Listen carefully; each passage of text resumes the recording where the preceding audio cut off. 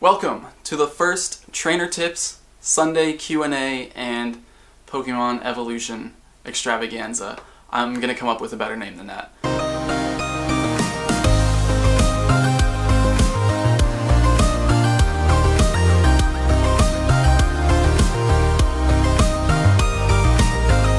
I just want to start off by saying thank you so much for the amazing response to yesterday's video.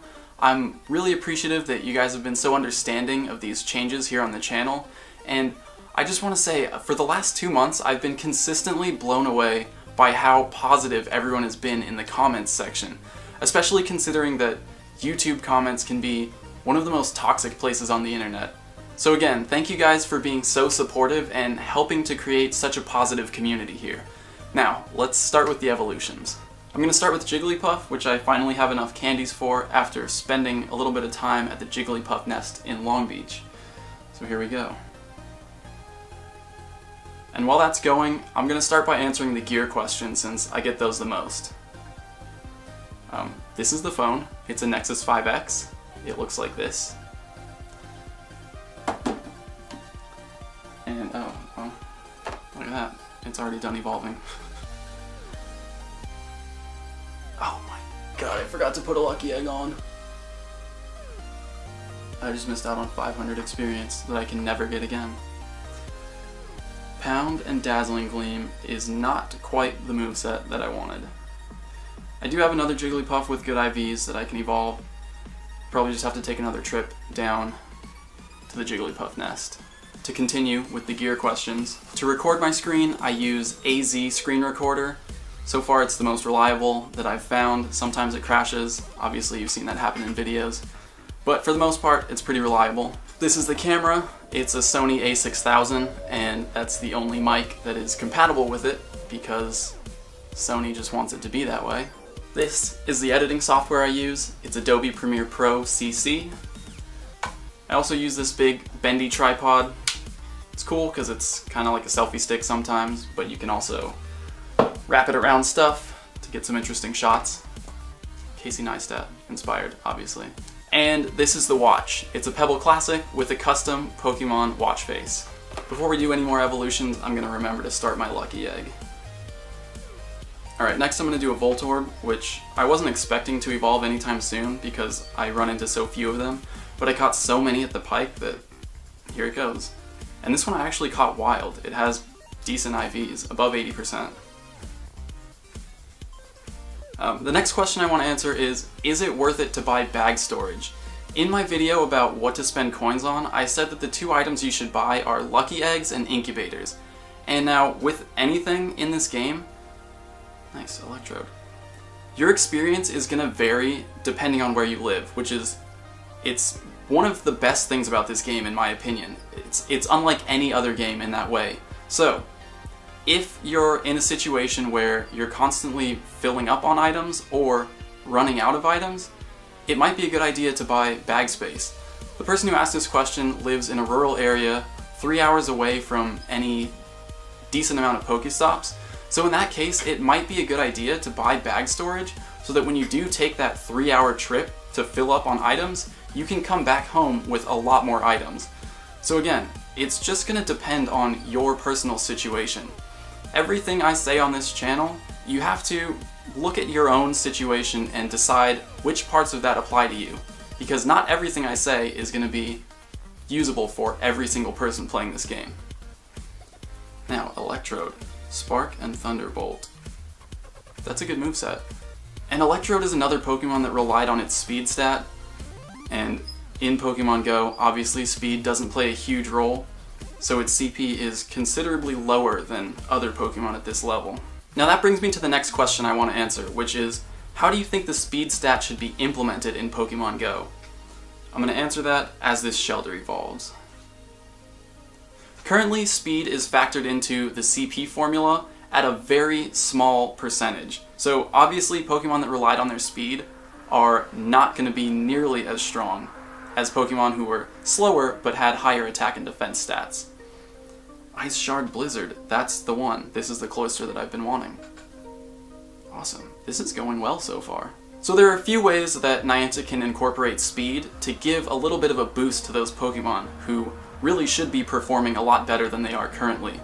Change the formula so that a Pokemon's speed makes up a bigger percentage of its attack and defense stats in Pokemon GO. Now, another fun way that they could do it is to make speed modify things in battle, like the amount of time it takes to dodge, or the amount of time it takes to use an attack. If Pokemon with higher speed had faster attack animations, they could deal more damage that way without having to actually boost their attack stats.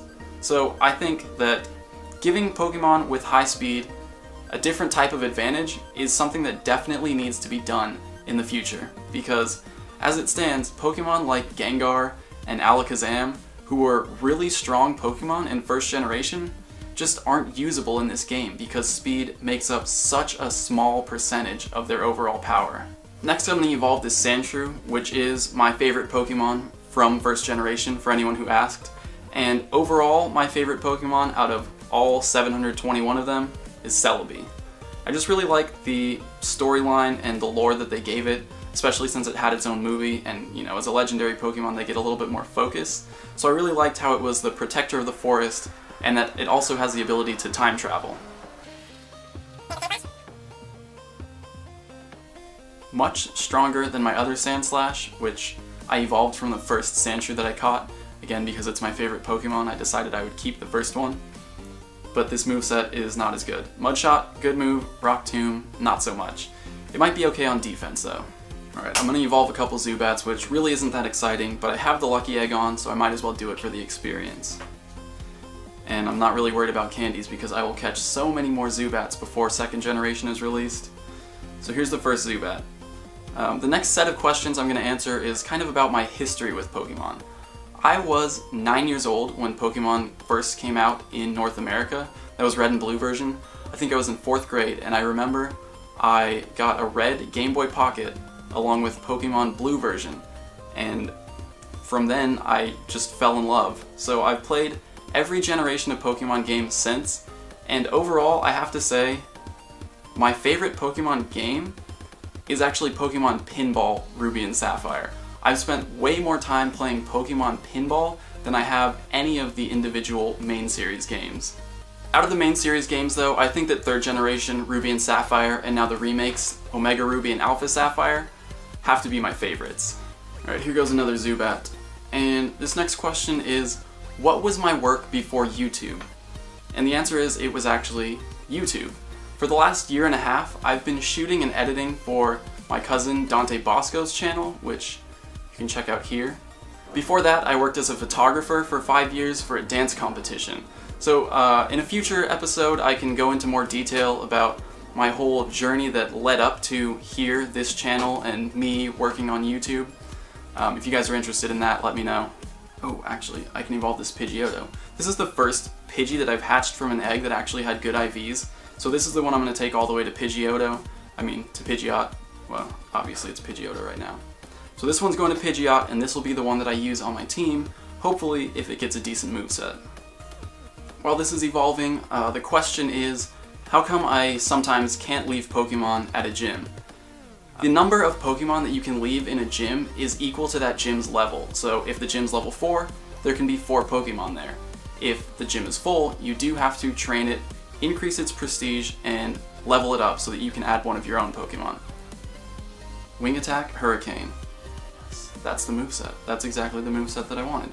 2 flying attacks with pretty decent damage per second. So this will be good for taking down fighting and grass type Pokemon. Bugs, not that many people are using bug types to defend gyms. But overall, good Pidgeot.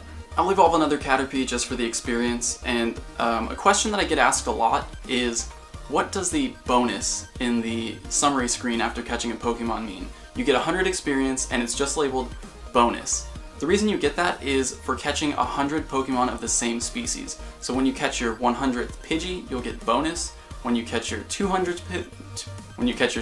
Pidgey, you'll get the bonus. So every 100 Pokemon that you catch, you'll get that bonus for 100 experience. I do have one last evolution to do, and it is the biggest one. The most expensive evolution in the game, Magikarp. I'm really hoping I can get a decent moveset out of this. Anything but Twister. Honestly, anything but Twister. Here we go. While that's going, I'm going to answer one last question. Was YouTube always your dream profession? The answer is I never really had a dream profession. I have a set of dream parameters for my profession, which includes freedom, being able to be creative and create something new every day. Obviously, it has to be something that I enjoy doing. So in that way, yeah, YouTube is... It's Twister. It's Twister, you guys. Is it because I said it out loud? Oh well. Back to the beach. I gotta start collecting again. Maybe in a month or two, I'll have another Gyarados. But to finish answering the question, YouTube is a dream profession in the sense that it gives me the freedom to create something new every day and share it with all of you guys, hundreds of thousands of people, which is amazing to me. And on top of that, I get to talk about Pokemon all day, which is something that I've been doing my entire life anyway. As far back as 5th grade, my mom would tell me that people were calling the house to ask me questions about Red and Blue version. So, in a way, it's kind of just constantly evolved throughout my life. I've always been helping people with Pokemon.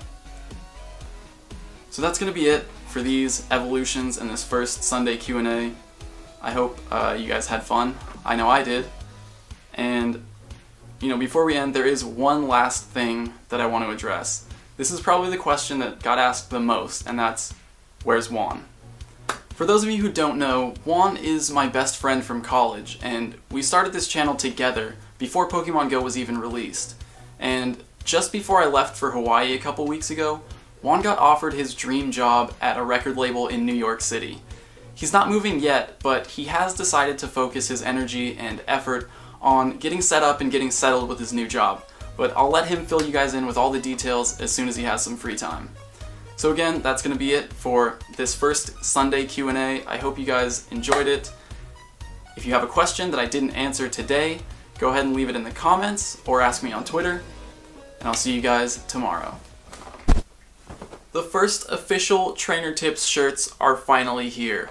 A lot of you guys have been asking for merch, so here it is. It comes in light colors, dark colors, team colors, and my personal favorite, the Trainer Tips Classic Baseball Tee. So if you want to help support the channel and rock the Trainer Tips logo, which Cassie designed by the way, so let her know how much you like it, go ahead and check them out. They're at the link in the description,